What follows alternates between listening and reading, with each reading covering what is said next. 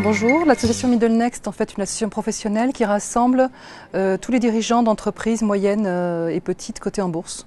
Donc c'est une association professionnelle créée par des dirigeants pour des dirigeants et qui a quatre objectifs. Le premier d'être un lieu d'échange justement entre les dirigeants, donc ils se réunissent à peu près 80 fois par an, donc c'est un nombre important. C'est également un lieu de lobbying pour essayer de défendre leurs intérêts et les promouvoir. C'est également un lieu de formation puisqu'on a créé un institut de formation et que près de 90 dirigeants viennent par an chaque année se former. C'est également un lieu qui essaie de favoriser la recherche. Donc on a créé un institut de recherche et on essaie de développer une recherche indépendante qui touche les valeurs moyennes.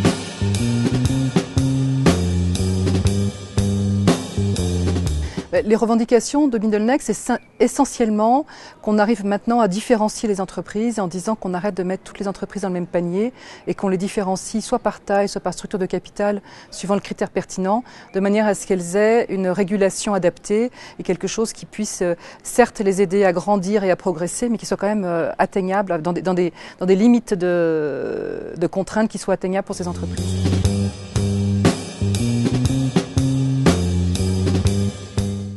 Alors, la place des femmes dans les conseils d'administration, c'est une question qui a fait couler beaucoup d'encre.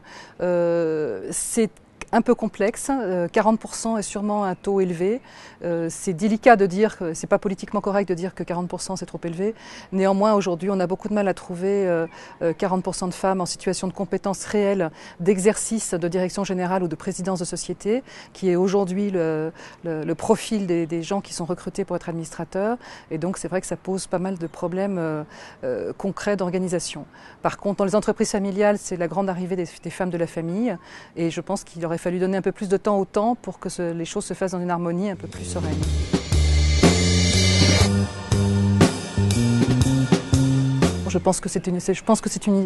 Je trouve toujours étonnant de voir les politiques qui légifèrent sur l'entreprise et qui ne se l'appliquent pas à eux-mêmes.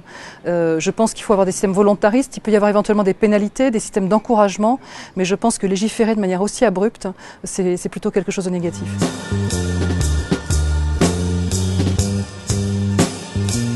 Alors, ce qui va essentiellement différencier les entreprises en termes de gouvernance, c'est la structure du capital et l'histoire du dirigeant.